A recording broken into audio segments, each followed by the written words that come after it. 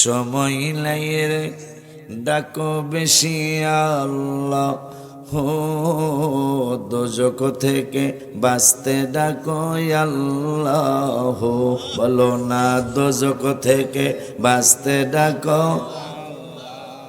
মাশাআল্লাহ, দুই একজনে কইছেন তো। সময় নাই রে ডাকো বেশি আল্লাহ ও, দোজখ থেকে বাঁচতে ডাকো আল্লাহ, বলো না দোজখ থেকে বাঁচতে ডাকো, বলো না আল্লাহ আল্লাহ আল্লাহ ও, সময় নেই রে ডাকো বেশি আল্লাহ, বলো না সময় নেই রে ডাকো বেশি। আর একটু লড়লেই তো বোঝা যাইতো সব কিছু, বুঝেন নাই?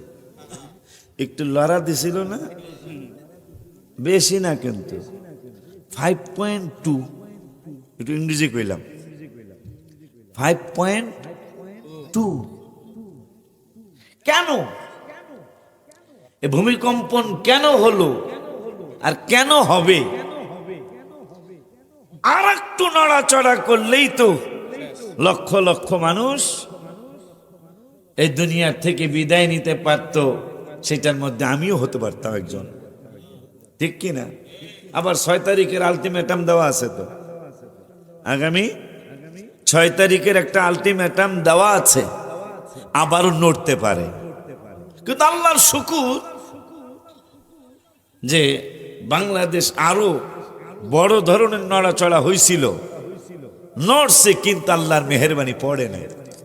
মারহাবা কয় না স্যার? নড়ছে কিন্তু পড়ে নাই। না পড়ার কারণ কি জানিস? এই বাংলাদেশে জশ্নে জুলুস হয়,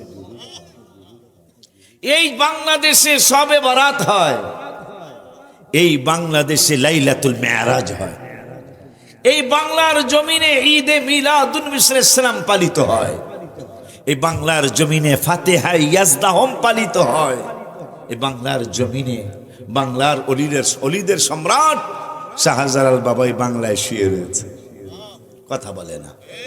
আপনারা তো কেমন জানি হয়ে গেছেন গা, একটু হ্যাঁ হ্যাঁ করণ লাগে তো মাহফিলে আসলে, যে না ইয়েস ইয়েস না কন, হাতও কইতে পারবেন, কথা হয় না, এটা একটু কইতে হয় মাহফিলে, তাইলে যিনি কথা কয় ওনার একটু কথা বলতে আনন্দ লাগে, ঠিক কিনা বেড়া?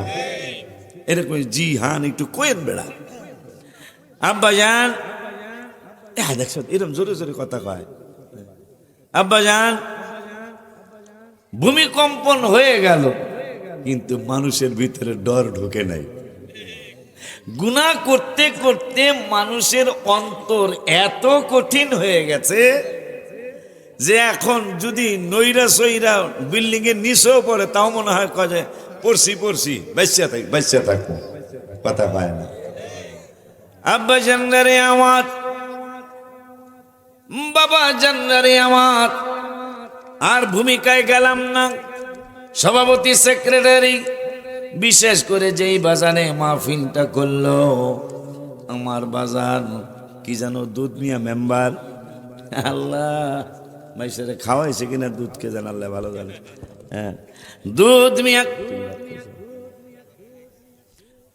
মিয়া মেম্বারের বাড়ির মাহফিল আমি আরো 2বার আসছিলাম, মনে হয় আরো 2বার আসছিলাম। আল্লাহ যথেষ্ট মানুষ পাঠাইছিল, আজকেও আস্তে আস্তে আইতেছে আর কি। আমার মনে আছে, আপনাদের মনে আছে কিনা আমার মনে নেই। হ্যাঁ, কাজের দিন আসবে ইনশাল্লাহ, এত কাজ শেষ হয়ে যেতেছে। হ্যাঁ, কাজের দিন বাজানে একটা স্লোগান দিচ্ছে আপনাদের পক্ষে, কাজের দিন। তাহলে কাজের দিনের ব্যাপারে একটা গজল লিখছি আমি গত 2 মাস আগে। দুনিয়াকে ভালোবাসলাম, ওরে দুনিয়াকে ভালোবাসলাম, সে তো ভালোবাসে না রে, বাসে না, ভালোবাসেন দয়াল রাব্বানা, রাব্বানা রাব্বানা, ভালোবাসেন শাহে মাদি, ঠিক নি রে? যাদের জন্য এত কিছু, যাদের জন্য খাটাখাটি, তারাই তোমায় দিবে মাটি। বাবা, তুমি পড়ে থাকলে বিছানায় 3-4 মাস কেউ করবে না তোমার তালাশ, তারা বাইচা যাবে, আমি মইরা গেলে তারা বেঁচে যাবে, আমি মরে গেলে আসল মূলে জীবনটাই গেল ভুলে ভুলে। কথা কয় না আব্বা জানদারি আমার বাজান, যেহেতু একটা কথা বলছে আপনাদের পক্ষে, কাজের দিন। কিসের দিন? কাজের। টাকা পয়সা লাগবে, ধন দৌলত লাগবে। আল্লাহ দুনিয়ার জমিনের দোয়া করতে শিখিয়েছেন। আল্লাহ রব্বানা আতিনা ফিদ দুনিয়া হাসানা। প্রথমেই দুনিয়ার হাসানা মানে সুন্দর, দুনিয়ার সুন্দরের জন্য আল্লাহ দোয়া শিখাইছেন প্রথমে। এরপরে বললেন আফিল আখিরাতি হাসানা, এরপরে বললেন আল্লাহ তুমি আখিরাতের সুন্দর আমাদেরকে দান করো। লাস্টে বললেন ওয়াকিনা আযাবান্নার। আবারও আরেকটা দোয়া করছি, আল্লাহ আমাদেরকে দোজখের আগুন থেকে তুমি আমাদেরকে বাঁচাও। সকলে জোরে বলি আমিন। বাজানরে আমার, এই দুনিয়ার জমিনে যত মানুষ আসছিল সব মানুষই চলে গেল। আমরা কয়েকদিনের জন্য আছি, আমরাও চলে যেতে হবে।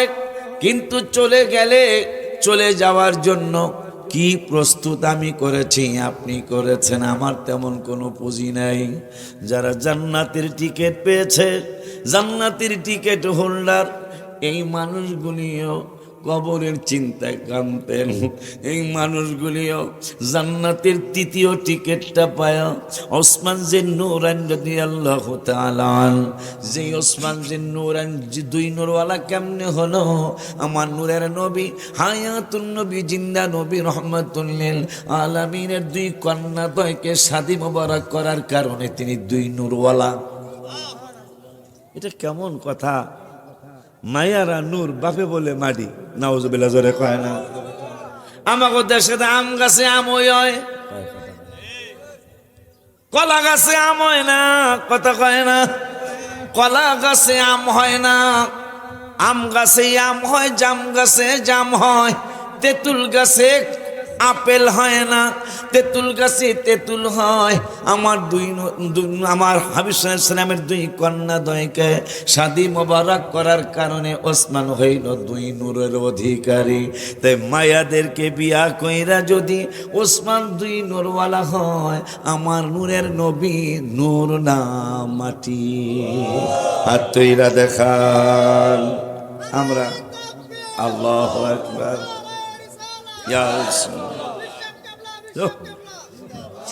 আব্বা জানলেন আমার নূর কেমন নূর। আব্দুল মুত্তালিব রাদিয়াল্লাহু তাআলা তার কাছে নবীজির আম্মার বিরুদ্ধে বিচার চলে আসলো। মক্কার জমিনে বিধবা নারী যারা, যাদের স্বামী ছিল না, তারা সুগন্ধি ব্যবহার করা নিষিদ্ধ ছিল। তো একদিন আব্দুল মুত্তালিব রাদিয়াল্লাহু তাআলা নবীজির দাদি জানের কাছে যায় বলল, এ মুহাম্মদ সাল্লাল্লাহু আলাইহি ওয়াসাল্লামের দাদি জান আব্দুল্লাহ রাদিয়াল্লাহু তাআলা আনহুর আম্মা, তোমার কাছে একটা নালিশ দেই। কয় নালিশটা কি? কয় নালিশটা হলো আমাদের ছেলে আব্দুল্লাহ রাদিয়াল্লাহু তাআলা আনহুর স্ত্রী আমিনা রাদিয়াল্লাহু তাআলা আনহা, ওর বিরুদ্ধে কমপ্লেইন আসছে। এটা কি জানি খামার না, খামারের মানুষ বদনাম করে। আমিনা সুগন্ধি লাগে, রাস্তায় রাস্তায় হাঁটে। আমিনা যেই দিকে যায় সেই দিকে শুধু ঘেরান আর ঘেরান। পুরা গ্রাম ঘেরানে ভরপুর হয়ে যায়, পুরা পাড়া ঘেরানে ভরপুর হয়ে যায়। আমিনা রাদিয়াল্লাহু তাআলা আনহুর বিরুদ্ধে আব্দুল মুত্তালিব কয়, এ আব্দুল্লাহ রাদিয়াল্লাহু তাআলা আনহুর মা, আসো একসাথে দুইজনে জিগাই। সুবহানাল্লাহ কয় না? আব্দুল্লাহ রাদিয়াল্লাহু তাআলা আনহুর আম্মা নবীজির দাদি যান বলছেন, আসলে আপনাকে কি বলবো, আপনারা তো খামারের মানুষ বলছে রাস্তা দিয়ে গেলে সুগন্ধি লাগে, কিন্তু আমি তো একটা কথা আপনাকে বলতে চাই। কি বলতে চাও? কয় আমি যখন আমার বৌমা যখন গোসলখানার থেকে বের হয়, গোসলখানার থেকে যখন বাহিরে বের হয়, পুরা গোসলখানার মধ্যে ঢোকা লাগে না, ঢোকার আগেই মনে হয় দেয়ালের মধ্যে আমিনার শরীর মোবারকের ঘেরান ধইরা রাখছে। মনে হয় আমিনা রাদিয়াল্লাহু তাআলা আনহার শরীর মোবারকের ঘেরান দেয়ালে দেয়ালে লেগে রয়েছে। এত ঘেরান জীবনে কোনোদিন আমি পাই নাই। তারপর চলো, তুমি যেহেতু বলতে চাও, দুইজনের স্বামী স্ত্রী যা জিজ্ঞাসা করি, এই সুগন্ধি তুমি কোথা থেকে পেলে এবং এই সুগন্ধি কেন ব্যবহার করো? মা আমিনা রাদিয়াল্লাহু তাআলা আনহাকে নবীজির দাদা দাদি যান দুইজনে যায় বলল, আমিনা তোমার কি লজ্জা লাগে না গো মা? তুমি স্বামী হারা একজন মানুষ, কেমনে তুমি সুগন্ধি লাগায় রাস্তায় রাস্তায় চলো? আম্মা আম্মা আম্মারে এই কথার উত্তর নবীজির আম্মা যান এই কথার উত্তর না দিয়া থুথু মোবারক ফেললেন জমিনে। থুথু মোবারক ফেলতে দেরি হয়েছে, পুরা ঘর দুয়ার আইছে। মাহফিল কিন্তু আসলে কোরআন শরীফের মাহফিল, হাদিস শরীফের মাহফিল। আল্লাহ যেন কিয়ামত পর্যন্ত সুশৃঙ্খল ভাবে আল্লাহর কোরআনের সম্মান করার তৌফিক যেন আল্লাহ আমাদেরকে দান করেন। আল্লাহর হাবিব সাল্লাল্লাহু আলাইহি ওয়াসাল্লামের হাদিসে মোবারকাকে ইজ্জত করা যেন আল্লাহ আমাদেরকে তৌফিক দিয়ে দেয়, আমিন। তো যেটা বলতেছিলাম, জিন্নুর আইনের থেকে নবী সাল্লাল্লাহু আলাইহি ওয়াসাল্লাম একটু কথা মনে হয়েছে আমার। রাসূল সাল্লাল্লাহু আলাইহি ওয়াসাল্লামের আম্মাজান তিনি থুথু মোবারক মারলেন, পুরা মক্কার এরিয়া সুবাসিত হয়ে গেল। সুবহানাল্লাহ। তো মা আমিনা বলতেছেন, আম্মা আপনারা কি মনে করবেন আমি জানি না, আপনারা কি মনে করবেন আমি জানি না, কিন্তু আপনার যখন আমার কলিজার টুকরা আমার পেট মোবারকে আল্লাহ দিলেন, আমি যেই ঘরে শুই এই ঘরের দেয়াল আমাকে ডেকে ডেকে বলছে, আমিনা তোমাকে সালাম। আসতে বললেন সুবহানাল্লাহ। আমিনা তোমাকে সালাম। মা আমি যখন নরসিংদীর রাস্তা দিয়ে হাঁটি, খামারের রাস্তা দিয়ে হাঁটি, গাছগুলি বলতেছেন, আমিনা তোমাকে সালাম। এইভাবে আমি যেই দিকে যাই আমাকে জঙ্গলার গাছ গাছরা আমাকে সালাম দেয়।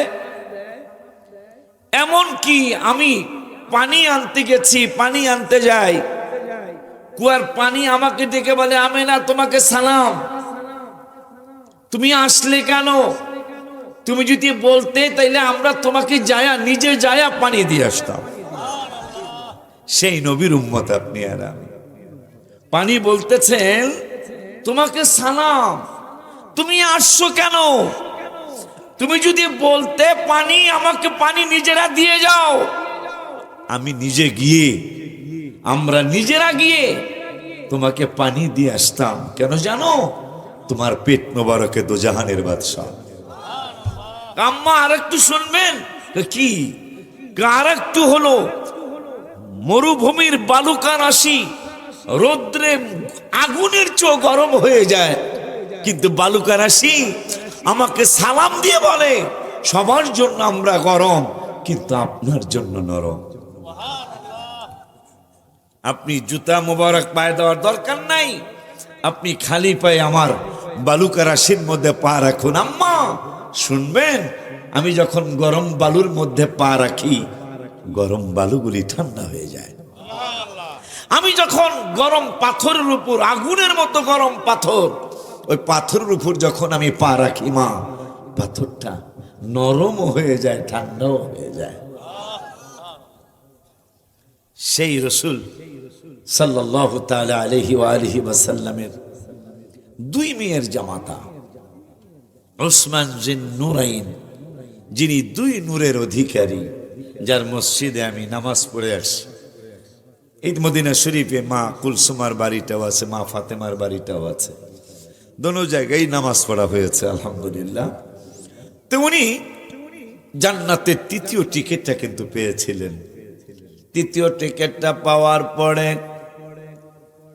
জান্নাতের টিকিট, আমরা কি টিকিট পাইছি নি?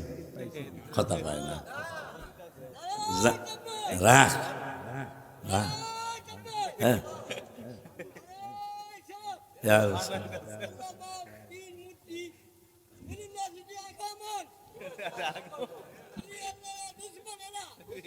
রাখ, হ্যাঁ বাবা এটা এলো আমার ওই যে একটা পাম্প আছে না, তেলের পাম্প, গোকুলনগর তেলের পাম্প। তো আমি তো মনে করছি কে না কে, আমি ওই গাড়ি থেকে নাইমা চায়ের দোকানের দিকে গেছি যে একটু চা খাবো। ও ভাইয়া গাড়ির সামনে দাঁড়ায় রয়েছে। আমি কিন্তু ভয় পেয়েছি। এখন তো ভয় না পাওয়ার কোনো কারণ আছে? সারা বাংলাদেশ ঘুরি তো একটা রাস্তা নিরাপদ না। এই জন্য এখন মাঝে মাঝে বলি বাবা হাদিয়া পাঠাই দিতে হবে। হাদিয়া আপনারা তো অনেকে দোষ মনে করেন, এই যে এত কষ্ট করে একটা মাহফিলের কিছু হাদিয়া আমাদেরকে দেয়, সে হাদিয়া দিয়া মাদ্রাসা করি, মসজিদ করি। আমার ছেলেদেরকে জিজ্ঞাসা করলে পাবেন সামনের মাসের 17, 18, 19 3 দিন ব্যাপী মাহফিল, ভাড়ার টাকা দিতে পারবো না, 3 দিন আমি 9 বেলা খাওয়াবো ইনশাল্লাহ। যে খেয়ে আসবেন আমি 29 বছরের মাহফিলের হাদিয়ার টাকা দিয়া কি করলাম? আমার তো ব্যবসা নাই, এই মাহফিলে যা আল্লাহ দেয় তাই। ঢাকার জমিনে প্রায় 20 থেকে 22 কোটি টাকার সম্পদ মাদ্রাসার হয়েছে। আপনাদের দাওয়াত দিয়ে গেলাম, 9 তলা ভবন হয়েছে, গতকালকে ফাইনাল হয়েছে, 11 তলা মসজিদ হবে ইনশাআল্লাহ। বড় পীর হুজুরের 11টা নাম মোবারকের সম্মানে 11 তলা মসজিদ হবে ইনশাআল্লাহ। এটার জন্য দাওয়াত দিয়ে গেলাম, যে দেখে আইসেন আমি 29 বছরের বক্তা, আমি কি করলাম আপনাদের হাদিয়ার টাকা দিয়া। তাইলে আশা করি আমার জন্য আর একটু দোয়া আসবে ইনশাআল্লাহ। আব্বা জানলারে আমার, বাবা জান্নারি আমার, রাসূল সাল্লাল্লাহু আলাইহি ওয়াসাল্লাম নূরানি জবান মোবারকে সমসাময়িক বিষয় নিয়ে 2-4টা কথা বলে যায়। আব্বা জান নূরের নবী সাল্লাল্লাহু আলাইহি ওয়াসাল্লাম 15টা মেসেজ দিয়ে গেছেন 1500 বছর আগে। কয়টা মেসেজ? 1500 বছর আগে 15টা মেসেজ দিয়ে গেলেন। কোন সময় ঘন ঘন ভূমিকম্পন হবে সেই মেসেজ নূরের নবী সাল্লাল্লাহু আলাইহি ওয়াসাল্লাম তিরমিজি শরীফে 2000 কত নম্বর হাদিস যেন আমার পুরাপুরি মনে নাই, তবে তিরমিজি শরীফের মধ্যে হাদিসটা আসছে। আমার নূরের নবী সাল্লাল্লাহু আলাইহি ওয়াসাল্লাম নূরানি জবান মোবারকে বললেন, ওরে দুনিয়ার মানুষ, কখন ঘন ঘন ভূমিকম্পন হবে, কোন সময় ঘন ঘন ভূমিকম্পন হয়ে মানুষ চাপা পড়ে মারা যাবে, বিল্ডিং ভেঙে মানুষ বিল্ডিংয়ের নিচে পড়ে যাবে, সেইটা আমি রাসূল সাল্লাল্লাহু আলাইহি ওয়াসাল্লাম তোমাদেরকে মেসেজ দিয়ে যায়। মেসেজ আমি আস্তে আস্তে আপনাদেরকে শোনাইতে চাই, শুনবেন না ইনশাল্লাহ? এগুলি দরকার। শোনার পরে যদি আমরা একটু সেফ হয়ে যাই, আল্লাহ আমাদেরকে দয়া করতেই, আল্লাহ দয়া করবে না? দয়া করবে না? আল্লাহ দয়া করছে না? আল্লাহ কথা কয় না, দয়া করছে না? দয়া কেমনে করছে তাও বলি। আল্লাহ রাব্বুল আলামিন, আপনারা যেভাবে কথা কন এইভাবে মাহফিল করা যায়? একটা বক্তাকে নিরিবিলি একটা পরিবেশ দিতে হয়, এটা মাথায় রাখবেন। মাহফিল শুধু করলেই হবে না, কিন্তু মাহফিলের পরিবেশ দিতে হবে। এই যা আব্বা বই রয়েছে, এরকম বৈশা থাকতে, আব্বা বৈশা রয়েছে, এরকম বৈশা থাকতে হয়। কথা বললে কিন্তু বক্তার কানে কথা আসতে, তখন বক্তা যদি একেবারে দক্ষিণ দিকে যাও হয়ে যায় পশ্চিম দিকে যাও। সত্যি কথা বললাম, এটা অন্তরের কথাটা বললাম। পরিবেশ লাগে, বিশেষ করে স্টেজ। আপনাদের দিয়ে কথা কানে আসবে না, কিন্তু স্টেজের কথা কিন্তু কানে আসবে, ঠিক কিনা বাজার? আব্বা জানলারে আমার, আল্লাহ কত কিছু করেছেন আপনি জানেন?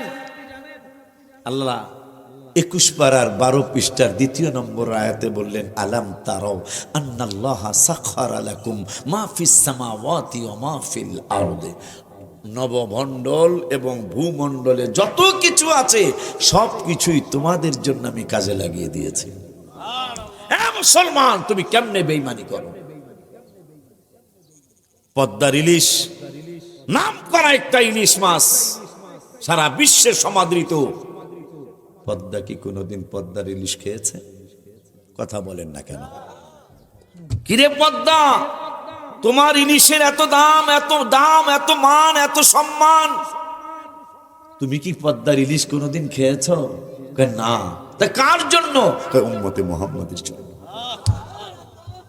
কাঁঠাল, কাঁঠাল গাছ তুমি জাতীয় ফল মনে হয় না কাঁঠাল? তুমি জাতীয় ফল, ন্যাশনাল ফুডস, তুমি কি কোনোদিন কাঁঠাল গাছ তুমি কাঁঠাল খেয়েছো? না তো। আমি তো উম্মতে মুহাম্মাদের জন্য সৃষ্টি হয়েছে। আম গাছ, আমরুপালি, কত নামি দামি আম, আজ পর্যন্ত আমরুপালি গাছে আমরুপালি খায় নাই। এই উম্মতের জন্য রাসূল সাল্লাল্লাহু আলাইহি ওয়াসাল্লাম প্রশ্ন করেছিলেন, জিবরাইল আমার আল্লাহকে একটু প্রশ্ন করো তো। কি প্রশ্ন করব? যে লূত আলাইহিস সালামের কওমকে আল্লাহ ধ্বংস করে দিয়েছেন, অনেক নবী রাসূলের উম্মতদেরকে আল্লাহ ধ্বংস করে দিয়েছেন, আল্লাহ মাটিতে মিশিয়ে দিয়েছেন। যে আল্লাহ রাব্বুল আলামিনের মাটি প্রতিদিন আপনাকে বলে, আল্লাহ আমাকে একটু হুকুম দাও, আমাকে একটু হুকুম দাও, আমি ওদেরকে আমার পেটের মধ্যে নিয়ে নেই। আমার আল্লাহকে না, এই হুকুম দিতে পারতেছি না। কেন? আমি তোমার সৃষ্টি একটা মাটি, আমি 24টা ঘন্টা তুমি আল্লাহরে স্মরণ করি, কিন্তু এরা আমার উপর দিয়া চলে, আমার উপর দিয়া তারা, আমার উপরই তো তারা গাছ লাগায়, আমার উপরই তো ধান লাগায়, আমার উপরই তো গম লাগায়, আমার উপরই তো আলু লাগায়, আমার মধ্যেই তো তারা বিভিন্ন ফসল আদি করে। অথচ আমি আপনার প্রশংসা 24 ঘন্টা করি, এরা তো 1টা ঘন্টাও করে না। আপনি খালি একটু হুকুম দেন, আমি আমার পেটের মধ্যে তাদেরকে নিয়ে ধ্বংস করে দিব। আমার আল্লাহকে না, হবে না। কেন? কেন হবে না? বন্ধুর কারণে। আর একটু জোরে কয় না বেটা? বন্ধুর কারণে, আমার হাবিবের কারণে ওদেরকে তোর পেটে আমি নিতে দেব না। কেন তুমি নিতে দিবে না? বন্ধু কিন্তু আমাকে প্রশ্ন করেছিল, আল্লাহ অন্যান্য নবীর উম্মতদেরকে তুমি মাটিতে মিশিয়ে দিয়েছো, আমার উম্মতদেরকে কি তুমি মাটিতে মিশিয়ে দিবা? আমার উম্মত গুলাকে মাটিতে মিশিয়ে দেওয়া হবে? আমার আল্লাহ বললেন, বন্ধু তা করবো না, আমি আপনার সম্মানের কারণে ওদেরকে মাটিতে মিশিয়ে দিব না, কিন্তু মাঝে মাঝে আমি সিগন্যাল দেব। মাঝে মাঝে আমি সিগন্যাল দেব, এরা যেন ইউটার্ন নিয়ে আবার জায়গা মতো চলে আসে। ও মুসলমান, নবীর কারণে বেঁচে গেছে, হাবিবের কারণে বেঁচে গেছে। আমার আল্লাহ কয়, ওদেরকে শিখি ধ্বংস করে দিতাম, কিন্তু বন্ধুর দিকে তাকাইলে আর ভাল লাগে না, হাবিবের দিকে তাকাইলে আর ভাল লাগে না।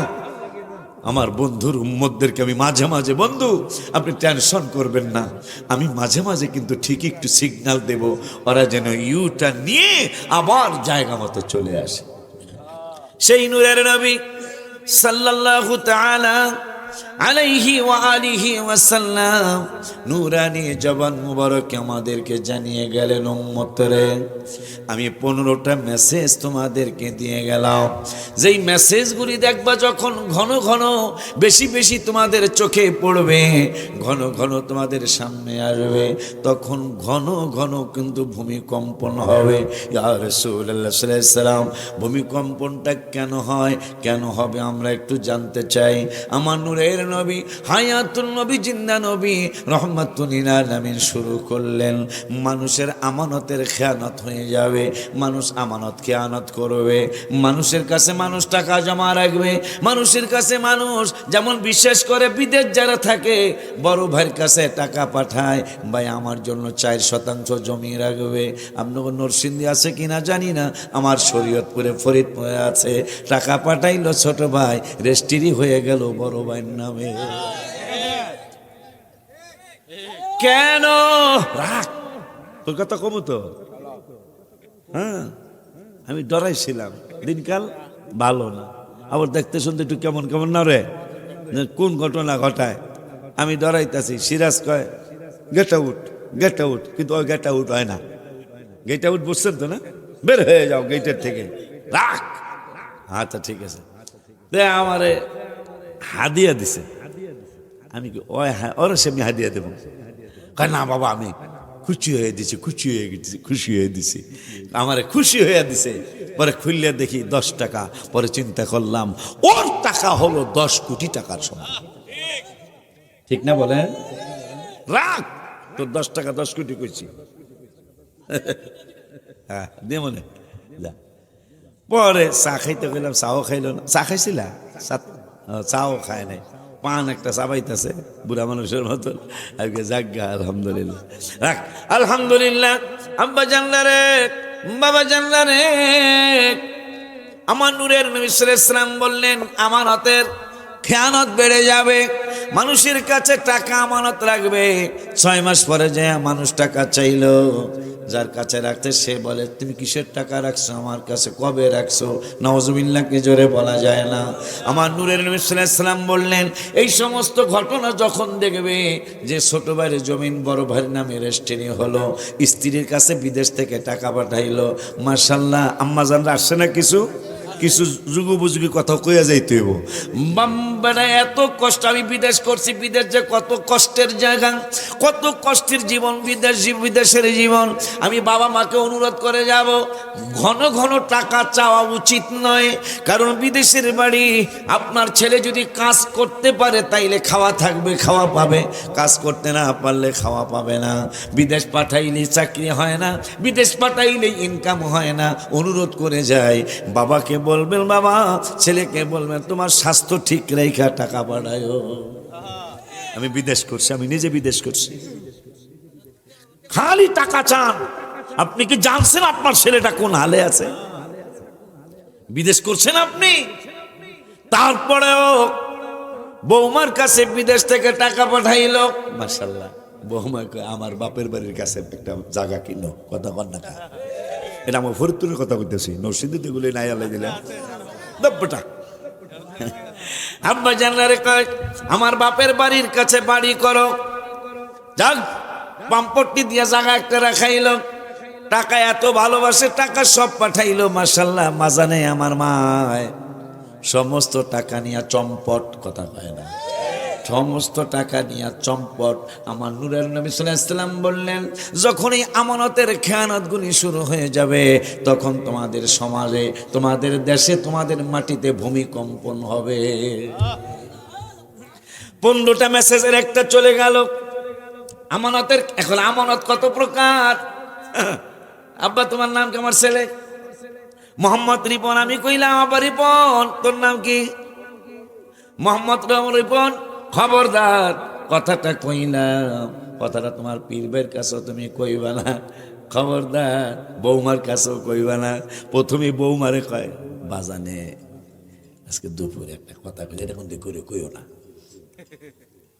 আমি বলছি মা বাবা রিপন কথাটা কিন্তু বৌমারও বলা যাবে না। আমানত কত প্রকার, কিন্তু রিপনে প্রথমে কয় এই গোপন কথা, এটা গোপন কথা, এটা কিন্তু কেউ কম যাব না। কি গোপন কথা? বাজানে কইছে এই এই এই এই। মায়া বলছে খামারের এক মায়ের একটা কথা, বাজানে কইছে, রিপন কইছে আমারে, আমি আপনাকে খবরদার এটা করে কম যাব না। আমানতের খেয়ানত হয়ে গেল, মানুষের আমানতের খেয়ানত হয়ে গেল। আমার নূরের নবী 1500 বছর আগে বলে গেলেন এই সমস্ত আমানতের খেয়ানত যখন শুরু হয়ে যাবে তখন ঘন ঘন ভূমিকম্পন হবে। গেল একটা মেসেজ। দ্বিতীয় মেসেজ হলো যাকাতকে মানুষ জরিমানা মনে করবে, যাকাত দিতে চাবে না। যাকাতকে মানুষ জরিমানা মনে করবে। যাকাত তুই যদি ইসলামী সমাজে থাকতো, কোনো গরিব মানুষ এই সমাজে থাকতো না বাবা। যাকাত মানুষ দেয় না। 1 লাখ 1.5 লাখ 2 লাখ টাকা, 52.5 ভরি স্বর্ণের টাকা যার 1 বছরে জমা থাকবে খাইয়া দেয়া, এর উপরেই যাকাত ফরজ। রূপা 52.5 তলা রূপা, 52.5 ভরি রূপার টাকা যার কাছে থাকবে 1 বছর খাওয়া দাওয়ার পরে, এর উপরে যাকাত ফরজ। কিন্তু যাকাত মানুষ দেয় না। যাকাত যদি হয় 1,00,000 টাকা, 12,000 টাকার লুঙ্গি আর শাড়ি কিনা মানুষের বিলায় দেখে জাকাত দিলাম, আসলে তো জাকাত দেওয়া হয় নাই, ঠিক কিনা? জাকাতকে মানুষ জরিমানা মনে করবে, জাকাত দিতে চাবে না, জাকাত দিবে না। আমার নূরের নবী সাল্লাল্লাহু আলাইহি ওয়াসাল্লাম বললেন, ওরে দুনিয়ার মানুষ, দুনিয়ার মানুষ, দুনিয়ার মানুষ, আমি তোমাদেরকে জানিয়ে গেলাম, তোমাদেরকে আমি নূরের নবী সাল্লাল্লাহু আলাইহি ওয়াসাল্লাম বলে গেলাম, যখন জাকাত মানুষ দিবে না, জাকাত ফরজ হয়েছে, জাকাতকে মানুষ জরিমানা মনে করবে, তখন ঘন ঘন ভূমিকম্পন হবে। শুধু তাই নয়, ইয়া রাসূলুল্লাহ সাল্লাল্লাহু আলাইহি ওয়াসাল্লাম আর কি মেসেজ দিয়ে গেছেন? আমার নূরের নবী সাল্লাল্লাহু আলাইহি ওয়াসাল্লাম নুরানি জবান মোবারকে বললেন, মসজিদ মাদ্রাসার পরিচালক হবে, সব না হইল অনেক মসজিদ মাদ্রাসার পরিচালক হবে ফালতু মানুষ। কথা কন্যা কাবেলা,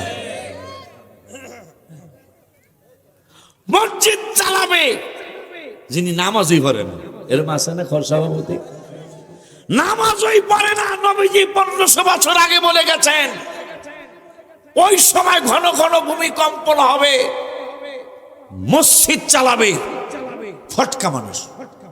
কি মানুষ? ফটকা, ফাসেক, যিনি মসজিদ চালানোর মতো অ্যাবিলিটি নাই। মসজিদ কারা চালাবে? আল্লাহ কোরআনে বলেছেন 10 পারার 8 পৃষ্ঠায় আল্লাহ বললেন, ইন্নামা ইয়ামুরু মাসাজিদাল্লাহি, আল্লাহর ঘর মসজিদ কারা কারা চালাবে? কয়া যায়, কথাগুলি কয়া যায়। আল্লাহর ঘর মসজিদ কে কে চালাবে?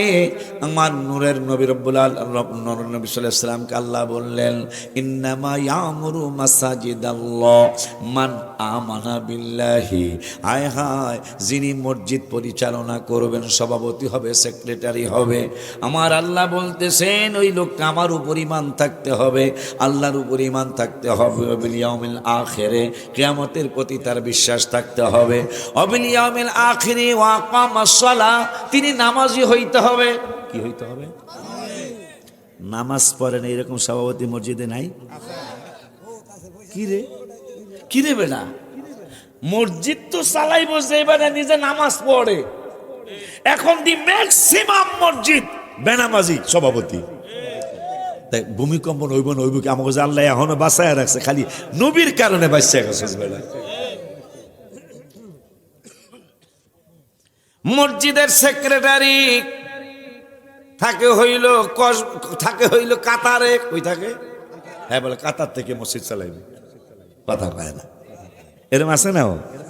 একটু বুঝছে শুনে সিদ্ধান্ত নিতে হইব না? আমার আল্লাহ বললেন, যিনি মসজিদ চালাইব ওয়া আকামাস সালাত, তিনি 1 নম্বর একজন নামাজি মানুষ হবে, ওয়া আতা যাকাত, তিনি যাকাত প্রদান করবে, আর কি গো আল্লাহ, আর একটা হলো ওয়ালাম ইয়াখশা ইল্লাল্লাহ, এই লোকটা আমার আল্লাহকে ভয় করবে। আল্লাহরে ভয় করেনি, খুব কম আছে, খুব কম না? মসজিদের টাকা মাইরা দিছে, হেলিকা কে শুইছে? হ্যাঁ, কথা হয় না বেড়া। মসজিদের টাকা মাইরা দিছে, এটার জন্য জেল খাল কাটছে। আল্লাহর ঘর মসজিদ, সেই টাকা মাইরা দিছে, এইটা মিছিল পর্যন্ত বাংলাদেশে হয়েছে। কথা কর না? নবীজি বলেছেন, যখন মসজিদ মাদ্রাসার পরিচালক হবে ফাসেক মানুষ, ফালতু মানুষ, 2 নম্বর মানুষ, তখন পৃথিবীতে ঘন ঘন ভূমিকম্পন হবে। গেল তিনটা গেল নাকি? 3টা না? 4 নম্বর মেসেজ দিয়ে গেলেন আমার নূরের নবী সাল্লাল্লাহু আলাইহি ওয়াসাল্লাম, বাবা মাকে, ছেলের বউ আর ছেলে মিলে বাবা মাকে বৃদ্ধাশ্রমে পাঠিয়ে দিবে, বাবাকে মাকে ঘর থেকে বের করে দিবে, বাবার খবর নিবে না, মার খবর নিবে না, শ্বশুর শাশুড়ির খবর ঘন ঘন নিবে। কথা কয় না? কথা কয় না? মাকে ঘর থেকে বের করে দিবে। স্ত্রী কয়, কেমনে বেডিরে বের করা যায়? আমনো কথা স্ত্রীরা ভালো, আমাকে ফরিদপুরের কথা বলতেছি। কেমনে বেডিরে বের করা যায়, এই বুড়িরারে কেমনে বের করে দেওয়া যায়, শুনে যান, মনে রাখবেন। কেন ঘন ঘন ভূমিকম্পন হবে, 6 তারিখের জন্য রেডি থাকেন, নামাজ পড়া শুরু করেন, আমার আল্লাহর দয়া হয়ে যেতে পারে। কারণ মহাখালী যখন 4তলা বিল্ডিং দেবে গেল, 5 দিন পরে একটা ছোট্ট বাবু পাওয়া গেল। রাখে আল্লাহ, মারে কে? মারে আল্লাহ, রাখে কে? ছোট্ট একটা শিশু 5 দিন পরে বিল্ডিং খোদার পরে সরানোর পরে পাওয়া গেল, সবাই মারা গেল, কিন্তু শিশু বাচ্চাটারে আল্লাহ বাঁচিয়ে রেখেছে। কথায় কথা মনে হয়ে যায়। আল্লাহ একদিন প্রশ্ন করলো, আজরাইল, জীবনে কোটি কোটি মিলিয়ন বিলিয়ন মানুষের জান কবজ করেছ, একটা কথা তোমার কাছে জানতে চাই। কি জানতে চান গো আল্লাহ? যে জীবন, তোমার জীবনে কোনোদিন কোনো রুহু কবজ করতে তোমার কি কোনোদিন ব্যথা লাগছে, মনে কষ্ট লাগছিল কিনা? একটা কষ্ট আমার একদিন লেগেছিল আল্লাহ। কি কষ্টটা লেগেছিল? কষ্টটা হলো, নদী দিয়া একদিক থেকে আর একদিকে জাহাজে করে মানুষ যাচ্ছিল, ঘূর্ণিঝড়ে টর্নেডো হয়ে জাহাজ ডুবে গেল। একটা মহিলা দেখলাম তোমার ইশারায় একটা গাছের কাঠের মধ্যে বাসতেছে। হঠাৎ করে ওই গাছের গাছের মধ্যে প্রসব বেদনা শুরু হলো, প্রসব হলো বাচ্চা। এই অবস্থায় তুমি আল্লাহ অর্ডার করেছো বাচ্চার মাটাকে জান কবজ করার জন্য। বাচ্চাটার জন্য আমার অনেক মায়া লেগে গিয়েছিল। হায় হায়, নদীর ভিতরে লঞ্চ ডুবে গেল, জাহাজ ডুবে গেল, তক্তার মধ্যে মহিলাটারা ভেসে রয়েছেন।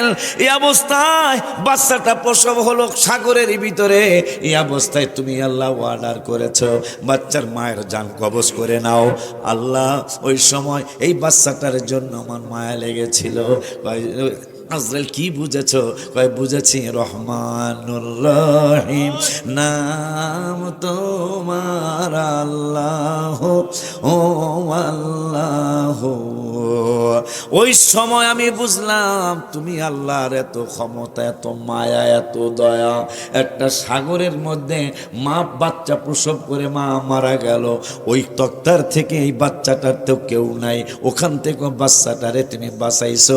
সেই বাচ্চা পৃথিবীতে আসে বেঈমান হয়ে গেল, যার নাম ছিল সাদ্দাম। সে বেঈমান হয়ে গেছে।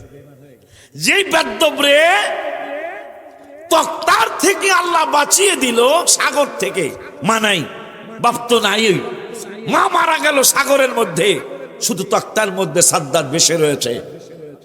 এই বান্দর যখন বড় হলো, সে জান্নাত বানাইতেছে, বেহেশতে, আল্লাহর বেহেশতে যাইব না, নাউজুবিল্লাহ। খুব ডাক ঢোল বাজায়া এই বান্দর তার বেহেশতে, নিজের বানানো বেহেশতে যাইতেছে। তা আমার আল্লাহকে আজরাইল সুযোগ বহুত দিছে, আর দেওয়া যায় না। আরে একটা টুটলিটা ধইরা সুবহানাল্লাহ। আজরাইল ভিক্ষুকের সুরতে গেছে। এই 300 সৈন্য ডাইন দিকে, স্বর্ণের ডাল, স্বর্ণের তলোয়ার, 2-1 বুড়ি স্বর্ণ। এইরকম 300 সৈন্য ডাইন দিকে, 300 সৈন্য বাম দিকে, 300 সৈন্য পিছনে, 300 সৈন্য সামনে, 1200 সৈন্য, একটা কইরা ডাল, একটা কইরা তলোয়ার, সবগুলাই স্বর্ণের তৈরি। সুবহানাল্লাহ। হ্যাঁ, হ্যাঁ, বেহেশতে যাইব তো ভিক্ষুকের সুরতে আজরাইল কইতেছে, তোমাগো বাদশারে কও যাত্রা থামাইতে আমার একটু কথা আছে। এখন মানে আপনারটা যাব, ওই অরিজিনাল কইলাম আর কি। আজকে অনেক বছর কষ্ট করে বেহেশত বানাইছে, জান্নাত বানাইছে, এখন সে তার জান্নাতে, নিজের বানানো জান্নাতে ঢুকতেছে, আর তুই বলতেছিস অহন কথা কবি। রাগ দাও, পৃথিবীর সবাই আমারে ডরায়, আমি করে ডরাই না। বেটা কি দেবে না, সেহারা নাম রাখস পেয়ারা, করো সাবর কুয়ারা, তোরে নি মানুষ ডরাইব ব্যাকল। কও থামাইতে কও। এখন একটু আজরাইল একটু রাগ দেখাইতেছে। এখন একটু চিন্তা হয়েছে, ফকিরের মতন বেড়ায় দেখতে লিকি ঝিকি, কিন্তু এই বেড়ায় কয় আমারে সবাই ডরায়, কয় থামতে ক, নাহলে টুটলিটা সিরালাম, টুটলিটা সিরা ফেলাম। এখন 1200 সৈন্য কয় ধর। এখন সামান্য একটু চোখ গরম করছে, সবগুলার প্যালপিলেশন, প্যাডে যা আসলে সব ডাইলসেল খিচুড়ি হয়ে গেছে গা। বাদশা, এই ফকির বেড়ায় আপনার লগে একটু কথা কইব। বাসায় এই সাদ্দাত যেটা পানির থেকে আল্লাহ বাসে বেদ খায়, সময় নেই গবাই নেই বেটা, বাবু একটা টিকিট কয় রাগ দেখেন কা, আমার রাগ দেখছেন, শোনেন কানটা দেন আমার কাছে,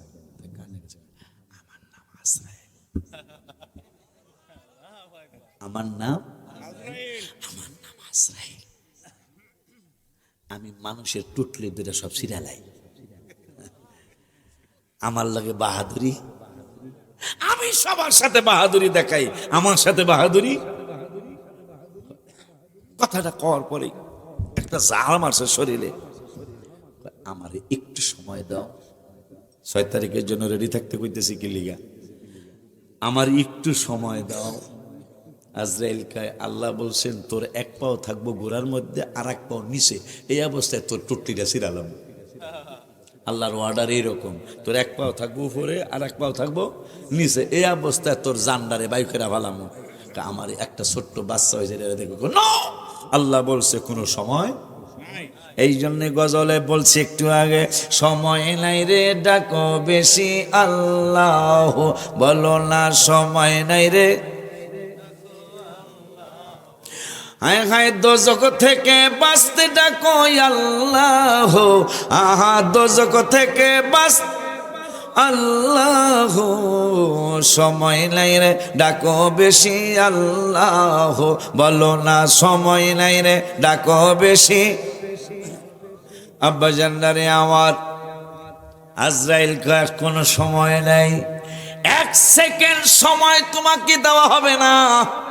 আল্লাহ অর্ডার করেছেন একটা পা তোমার উপরে থাকবে ঘোড়ার উপরে, আর একটা পা নিচে মাটিতে লাগবে, অবস্থা অপমানজনক অবস্থায় তোমার জান কবজ করার জন্য আল্লাহ নির্দেশ করেছেন। নাউজুবিল্লাহ কি জোরে বলা যায় না? আল্লাহ ছাড় দেন, ছেড়ে দেন না।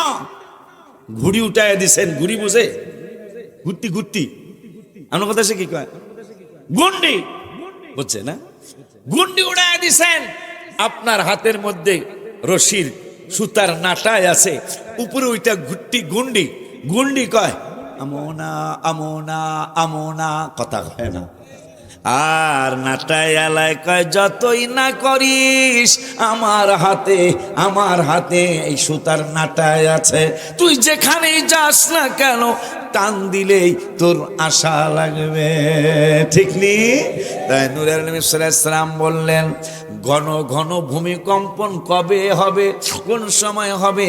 যখন মানুষগুলি মাকে বাবাকে ঘর থেকে বের করে দিবে, বউরে নিয়া ভালো তরকারি দিয়া ভাত খাবে, কিন্তু বাবা মা শাক ভাজি করার তেল নাই, সুরসুর নাই, পেঁয়াজ নাই, এইরকম অবস্থা হবে। ঘরের বউটা পরামর্শ দিবে বুড়িটারে কেমনে দৌড়ানো যায়, বুড়িটারে কেমনে ভাগানো যায়। বউটা পরামর্শ দেয় হাজবেন্ড রে, ও বাচ্চার বাবা তোমার একটা কথা বলি। কয় কথাটা কি? কয় বাচ্চাটারে আমেরিকান আম্মারে কইবা আমেরিকান স্কুলে পড়ামো, লন্ডনের স্কুলে পড়ামো, আমাদের বাচ্চার বেতনই যাইব গা 42,000, যখন যদি একটা ফ্ল্যাট নিতে চাই ওই ফ্ল্যাটটাই যাইব গা 50,000 নাইলে 35,000, তাহলে আমাদের তোমার একা ইনকামে কদ্দূর চলবো, তাই তোমার মারে গ্রামে পাঠায় দাও। আহা, মাটা পাকের ঘরে যে চোখ মুছে আর কান্দে, হায় হায় আমার এটা পলিসি করে আমার ওইখান থেকে বের করে দিচ্ছে। আপনি আশ্চর্য হয়ে যাবেন। গত 3 বছর আগের ভাইরাল একটা ঘটনা ঘটলো বাংলার জমিনে। একজন সাংবাদিক ঈদের দিন সকালবেলার পরে, ঈদের নামাজের পরে বৃদ্ধাশ্রমে গেল। বৃদ্ধাশ্রম বোঝেন তো মনে হয় না, মানে বুড়া মানুষ লালন পালনের জায়গা। এখন মানুষ ব্যবসা হিসাবও নিয়েছেন এটা, অনেকে বড় বড় বিল্ডিং বানাইছে, 5,000 7,000 10,000 টাকা ভাড়া দিয়া এই বাপ মারে পালে। এটা তো পালা কয় না, একটু পরে শুনবেন পালা কয় কি কয় না।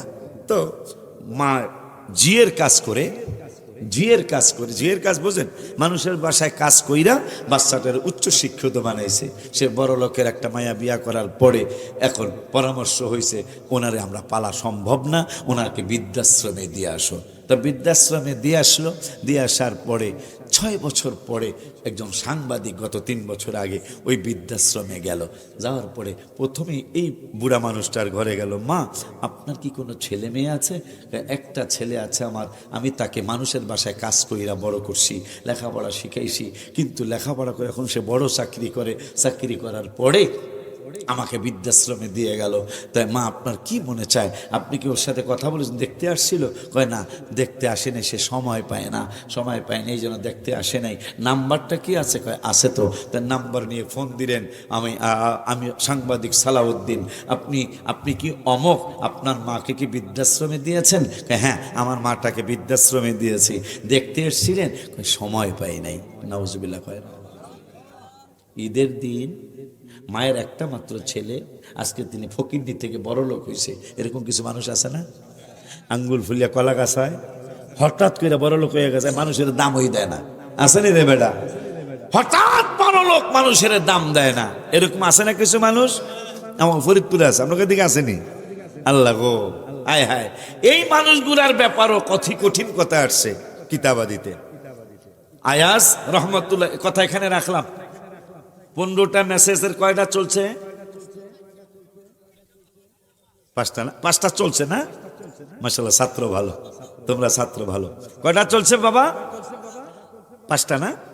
5টা চালু আর কি 15টার মধ্যে, ইনশাআল্লাহ আমি কমো। এখন এই যে আঙ্গুল ফুলিয়া কলা গাছ হয়, এদের ব্যাপারে একটা কথা আমার মনে হয়েছে। কই আব্বা জান্নারে আমার সুলতান মাহমুদ গজনবী রহমতুল্লাহি আলাইহির রাজদরবারে আয়াজ নামে একটা মানুষ, বৃদ্ধ মানুষ, চাকরি করে অনেক দিন হয়ে গেল, কিন্তু আয়াজ প্রতিদিন দরজা জানালা বন্ধ করে মানে স্বর্ণের গুদাম, মণিমাক্যের গুদাম, মানে মানিক ডায়মন্ডের গুদাম, ওই গুদামের পাহারাদার হিসাবে তাকে রেখেছেন, জিম্মাদারিতে তাকে দায়িত্ব দিয়েছেন। আয়াজ প্রতিদিন দরজা জানালা বন্ধ করে, 4র্থ শ্রেণীর কর্মচারী, কিন্তু 5 ওয়াক্ত নামাজ পড়ে, তাহাজ্জুদের নামাজ পড়ে, সালাতুত তাসবিহ নামাজ পড়ে। আয়াজ এইভাবে অনেক দিন চলতে থাকলো, কিন্তু উপরের লেভেলের মন্ত্রী মিনিস্টার যারা, এমপি পদের যারা, এরা এই 4র্থ শ্রেণীর কর্মচারীটার হিংসা করতেছে যে আমরা এত বড় বড় পদের মানুষ, আমাদের বাসায় এত ভালো জানে না, এটা ফহিন্নি, এই ফহিন্নির এত ভালোবাসে। এরকম আছে না? এই ফহিন্নির এত ভালোবাসে, এই ফহিন্নিরে দরবার থেকে বের করতে হইব। তাই কয় বাদশা, আপনি যে হারে এত বিশ্বাস কইরা এই মণিমাণিক্যের গুদামে তার দায়িত্ব দিচ্ছেন, স্বর্ণের গুদামে দায়িত্ব দিচ্ছেন, ডায়মন্ডের গুদামে দায়িত্ব দিচ্ছেন, তা কি হয়েছে? কয় প্রত্যেক দিন তো স্বর্ণ চুরি করে। কেমনে বুঝলা? প্রত্যেক দিন 1-1.5 ঘন্টা দরজা জানালা বন্ধ কইরা সে কি জানি করে, আমাদের বিশ্বাস অবশ্যই সে স্বর্ণ চুরি করে। আগামীকাল যখন হবে, যখন দরজা জানালা বন্ধ করবে আমাকে কইবা, আমি যাই ওরে শায়েস্তা করবো। গেছে, পরের দিন ঠিকই ওই একই টাইমে দরজা জানালা বন্ধ করছে আয়াজ। বন্ধ করার পরে ওই মন্ত্রী পদের লোকেরা যারা, এমপি পদের লোকেরা যারা, এরা বলতেছেন কান্ত হয়েছে, উনি তো দরজা জানালা বন্ধ করছে। চলো আয়াজ, আয়াজ ওপেন দা ডোর, দরজা খোলো, ইফতাহাল বাব, দরজা খোলো। আয়াজ খোলে না। মন্ত্রীরা কয় খুলবো কেমনে বাজান, এত চুরি করতেছে, ধরা পুইরা গেছে তো। আধা ঘন্টা 1 ঘন্টা পরে দরজা খোলা হলো। আয়াজ ডরে কাঁপতেছেন। আগে রাজা বাদশারা তো তলোয়ার সবসময় সাথে থাকতো, ভুল হইলি 1 কোপ দিয়ে 2 টুকরা। হায় হায়, আয়াজ কাঁপতেছে। কাঁপতেছে কেন? মন্ত্রীরা কয় চুরি করছে যে, এই জন্য তো কাঁপতেছে, এই ডরে কাঁপতেছে। তা অনেক চমৎকার একটা সিন্দুক, ওই সিন্দুকের সামনে যে আয়াজ, সিন্দুকের মধ্যে কি? আয়াজ সেজদায় পড়ে গেল। বাদশা, আমার গোপন জিনিস, এটা প্রকাশ করবেন না। তা মন্ত্রী বা এমপিরা বলতেছেন চাবি লন, আপনি না করলে তো দিব না। চুরির মাল এখানে। চাবি লইয়া খুইলা দেখতেছেন একটা সিরা টুপি, খুব খেয়াল, একটা সিরা টুপি, 30 তালির একটা লুঙ্গি, একটা সিরা পাঞ্জাবি। এই চমৎকার সিন্ধুকের মধ্যে এই 3টা জিনিস তিনি রেখেছেন। বাদশা বলতেছেন আয়াজ, আমার এত দামি একটা সিন্ধুক, সিরা একটা টুপি রেখেছ, সিরা একটা পাঞ্জাবি রেখেছ, 30 তালির একটা লুঙ্গি তুমি রেখেছ, আমার সিন্ধুকে অপমান করেছ, এটা কেন করলা? কেন করলাম বলি, আপনাকে তারা কি বলেছে আমি জানি না, তবে আমার কথা আমি আপনাকে বলে দেই। যেই দিন আমি আপনার রাজ দরবারে, আমি গরিব একটা ছেলে, আমি অসহায় একটা ছেলে, আমার টাকা পয়সা ছিল না, কিন্তু আমার চেহারা সুরত আল্লাহ ভালো দান করেছিল, এই জন্য আপনি আমাকে চাকরি দিয়েছিলেন। যেই দিন আমি চাকরিতে জয়েন করলাম, ওই দিন আমার এই সিরা টুপিটা আমার মাথায় ছিল, সিরা পাঞ্জাবিটা আমার গায়ে ছিল, এই 30 তালির লুঙ্গিটা আমার পরনে ছিল। বাদশাহ, আমি প্রতিটা দিন চাকরিতে জয়েন করার পর থেকে এখন তো আপনি রাজ দরবারে রাজ টুপি দিয়েছেন, রাজ পোশাক দিয়েছেন, রাজ পায়জামা দিয়েছেন, আমার লজ্জা লাগে। তারপরও যতক্ষণ ডিউটি করি ততক্ষণ পড়ে থাকি, কিন্তু আমি দরজা জানালা বন্ধ করি কেন? আপনাকে তারা কি বলেছে জানি না, এরা তো বলেছে তুমি আমার মানিক্য চুরি করো, ডায়মন্ড চুরি করো, আমার স্বর্ণগুলি চুরি করো, নইলে 1-1.5 ঘন্টা কেন দরজা জানালা বন্ধ করে রাখো? আয়াজ কেঁদে দিলেন, হাউমাউ করে কেঁদে দিয়ে বললেন, বাদশাহ যেই দিন আমি আপনার রাজ দরবারে চাকরিতে জয়েন করি, ওই দিন এই টুপিটা আবার মাথায় ছিল, আমার সিরা পাঞ্জাবিটা গায়ে ছিল, আমার 30 তালি লুঙ্গিটা আমার পরনে ছিল, দরজাটা আর জানালাটা বন্ধ করে আমার এই রাজ পোশাকটা আমি খুলি, আমার রাজ পোশাকটা খুলি, রাজ দরবারের রাজ পোশাকটা খুইলা 30 তালির লুঙ্গিটা পরি, এই সিরা টুপিটা আমি পরি, আমার সিরা পাঞ্জাবিটা পরি, পইরা আমি আমার আল্লাহর দরবারে নতজানু হয়ে কয়েক রাকাত নামাজ পড়ে আমার আল্লাহকে বলি, আল্লাহ আমি এখনো আমার পিছনের জিনিসকে ভুলি না, আমি অহংকারী হই নাই। আল্লাহ তুমি আমাকে কোত্থেকে কই এনেছো? প্রতিটা দিন আমি আমার এই রাজ পোশাক খুলে ওই সিরা লুঙ্গিটা, সিরা টুপিটা, সিরা পাঞ্জাবিটা পরি, আমার যেন অহংকার না আসে। এই বেটা, তুই তো এইরকম ছিলি, আমি নামাজ পড়ে আল্লাহকে এটা জানায়া দেই, আমি আয়াজ কিন্তু আগের মতোই আছে। সেই আয়াজের ছেলে, আয়াজ যখন বৃদ্ধ হয়ে গেল, বাজানদের মতো বয়স হয়ে গেল, তার ছেলেকে দিয়ে গেলেন, আমার ছেলেটাকে আপনার রাজদরবারে দিয়ে গেলাম। তো এখন প্রত্যেক দিন বাদশাহ অনেক কাজের হুকুম দেয়, নাম ধইরা ধইরা। একদিন সুলতান মাহমুদ গজনবী নাম ধইরা কয় না, আয়াজের ছেলে এই কাজটা করো। ছেলে ভয় পেয়ে গেছে, যতদিন চাকরি করি সব সময় নাম ধইরা ডাইকা কাজের হুকুম দিল, আর আজকে বলল আয়াজের ছেলে এই কাজটা করো, তাইলে মনে হয় আমি কোনো বড় ধরনের অন্যায় করছি, নাইলে আমাকে এইটা বললো কেন আয়াজের ছেলে এই কাজটা করো। তা রাত্রে পলাইয়া চলে গেছে। আয়াজকে পলাইছো কেন? আমারে সবসময় নাম ধইরা ডাকে বাচ্চায়, কিন্তু কালকে কইছে আয়াজের ছেলে এই কাজটা করো, অবশ্যই মনে হয় আমি বড় ধরনের অন্যায় করেছি, নাইলে এইটা কইলো কেন? আয়াজ সহ বাদশার দরবারে আসছে, বাদশাকে জিগায়, বাদশা আমার ছেলে মনে হয় কোনো বড় ধরনের অন্যায় করছে, আপনি কেন সবসময় নাম ধইরা ডাকেন, কালকে কেন নাম ধইরা ডাকেন নাই? এই জন্য আমার ছেলে পলায়া চলে গেছে। কি অন্যায় করছে? এখন সুলতান মাহমুদ গজনবী হাউমাউ করে কাঁদতেছেন।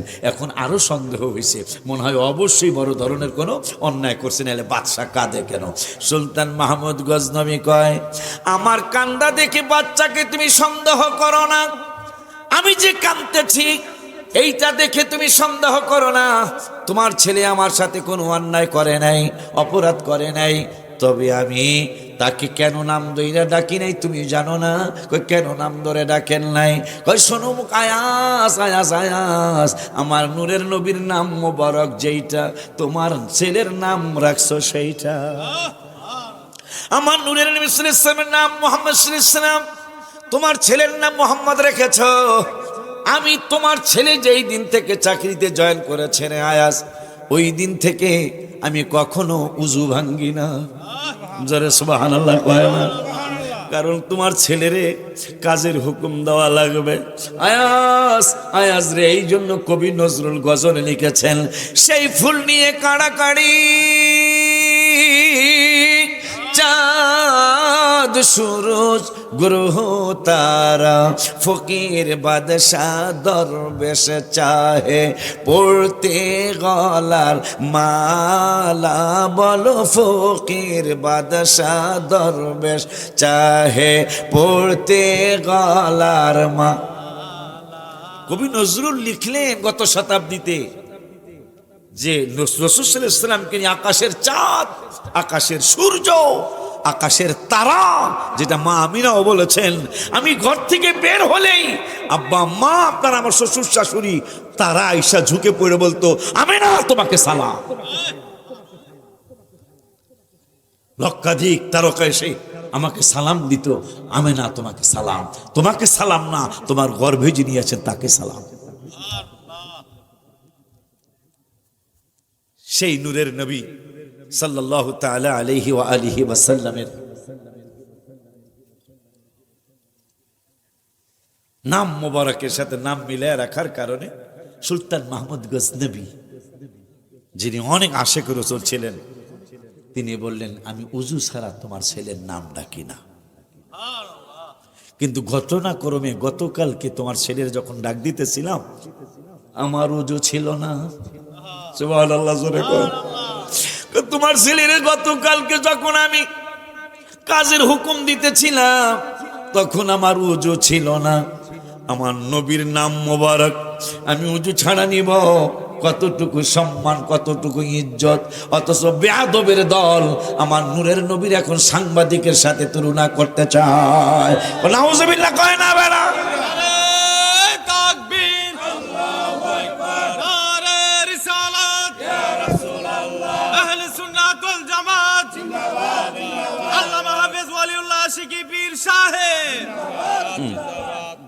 আমার অনেকগুলা গজল, তাহিরের গজল আছে, কিতাবটা টাকা থাকলে লয়ে যান।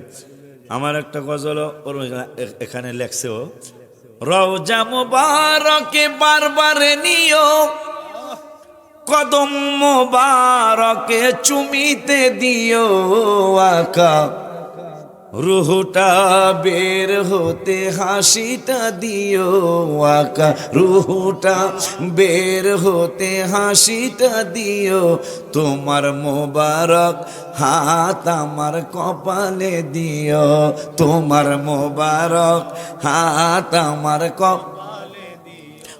মরণে চেহারা মোবারক দেখায়ো, আকা মরণে চেহারা মোবারক দেখায়ো, আকা কাছে বসে কালিমাটা পড়ায়া দিও, আকা কাছে বসে কালিমাটা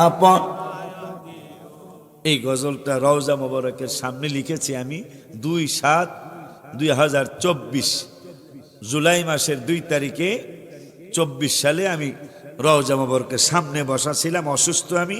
পরে নবীজির কাছে দরখাস্ত লিখে আসছি, আমি যদি আর আসতে না পারি মদিনাতুল মুনাওয়ারায়, বাংলাদেশে যদি আমার ইন্তেকাল হয় ইয়া রাসূলুল্লাহ, ওই সময় আপনার নুরানি চেহারা মোবারকটা আমার একটু দেখেন, আমি দেখা দেখা কালেমা পড়া চলে যেতে চাই।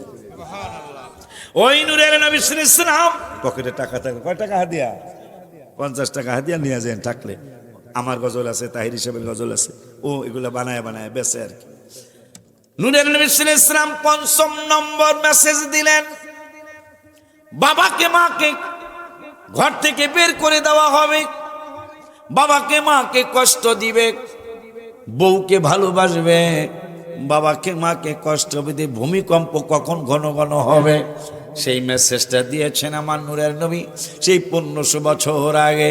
বাবা জানলারে সাংবাদিকের কথা বলতেছিলাম, মনে আছে কিনা জানি না। সাংবাদিক ফোন দিল, আমি সাংবাদিক সালাউদ্দিন, আপনার মাকে কি আপনি বৃদ্ধাশ্রমে দিয়েছেন? ছেলেটা বলল হ্যাঁ বৃদ্ধাশ্রমে দিয়েছি। মাকে কি ঈদের দিন দেখতে এসেছিলেন?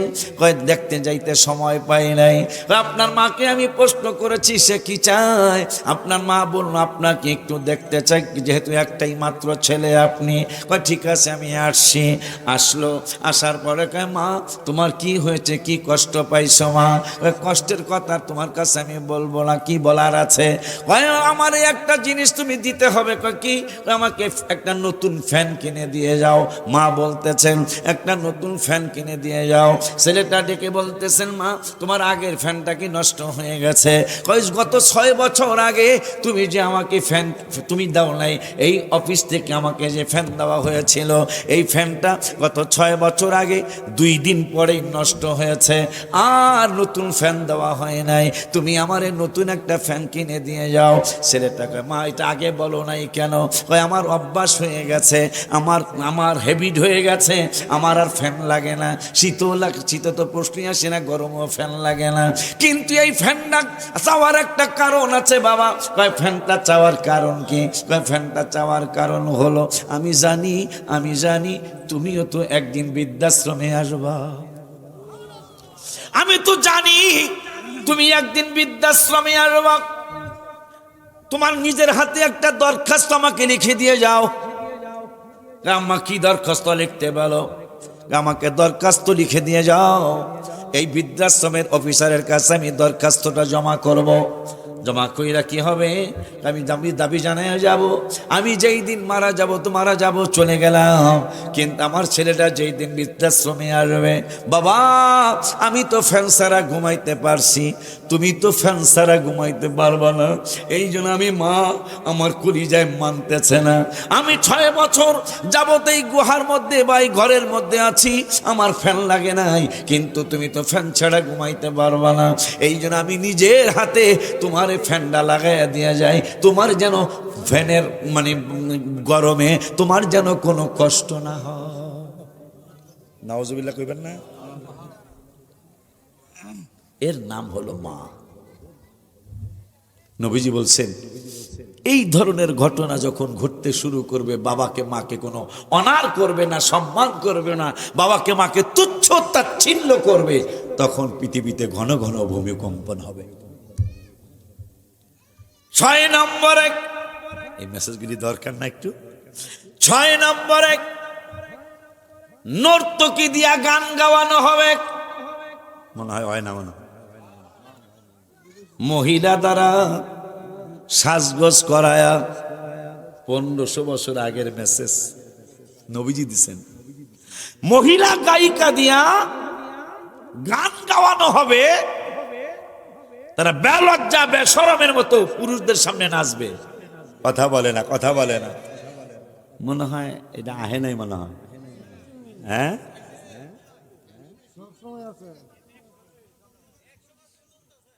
100% চলতেছে। হাসেন আপনারা। এই দিন যদি আর একটু নড়ত, ভূমিকম্পনটা যদি আর একটু ভারী হইতো, 1 মিনিটও লাগতো না বেটা। হ্যাঁ, কয় সেকেন্ড হয়েছিল? মাত্র 6 সেকেন্ড। যদি 30 সেকেন্ড হইতো, কতগুলি বিল্ডিং ভাঙতো। পুরান টাউনে ঢাকা কোনোটাই মনে হয় পাইলিং নাই। আর একটু 5-7 সেকেন্ড হইলেই পুরান টাউনের ম্যাক্সিমাম বিল্ডিং ভেঙে যাইতো, আর মানুষ চাপা পড়ে মারা যাইতো। বুঝলেন? অনেক বিল্ডিং ভেঙেছে। আবার এইবার আমিও জীবনে যত ভূমিকম্পন দেখছি, এইরকম কোন আর দেখি নাই। মানে আগে কোন রকম লড়ছে, কিন্তু এইবার কিন্তু বিল্ডিং কাঁপতেছে, সেটা দেখা যাইতেছে। হ্যাঁ, বাইরে নাকি বাস্তব দেখা। আমি বিল্ডিং এর মধ্যে ছিলাম, মাদ্রাসার ভবনে ছিলাম, আমি বুঝি নাই, প্রথমে বুঝি নাই, পরে আমার স্ত্রী বলতেছে ভূমিকম্পন হইতেছে। তো যখন নাচ গান করবে, নাচ গান বেড়ে যাবে, মহিলা দিয়া গান গাওয়াবে, পুরুষরা সামনে বসে থাকবে। নবী সাল্লাল্লাহু আলাইহি ওয়াসাল্লাম বলেছেন ওই সময় ঘন ঘন ভূমিকম্পন হবে। বাজনা বাদ্য কথাও আসছে, বাজনা বাদ্য, নতুন নতুন বাজনা বাদ্য বের হবে। আগে তো শুধু দেখতাম সারেন্ডা দেখছি আর হারমোনিয়াম দেখছি, এখন যে কত ধরনের বাদ্য বাজনা বেরিয়েছে। কথা বলেন না কেন? খালি আমার তাহিরি ডিজে কয়, ডিজে আর নাই, আছে না রে? আবারে বাজনা, নতুন নতুন বাজনা আবিষ্কার হবে, ঢোল বাদ্য বাজনা এগুলা অনেক বেশি বেড়ে যাবে। নবীজি বলেছেন ওই সময় ঘন ঘন ভূমিকম্পন হবে। আব্বাজানদেরকে অনুরোধের সুরে বলে যায়, একদিন আগে আর পরে আমাদের মরতেই হবে, ঠিক না বাজান? একদিন আগে আর পরে আমাদের এই পৃথিবী থেকে চলে যেতেই হবে। চলে যদি যেতেই হয়, তাইলে কিন্তু কিছু সংগ্রহ করা দরকার। নরসিংদীর থেকে আপনাকে ফ্রি বাসে ঢাকা নিবে না,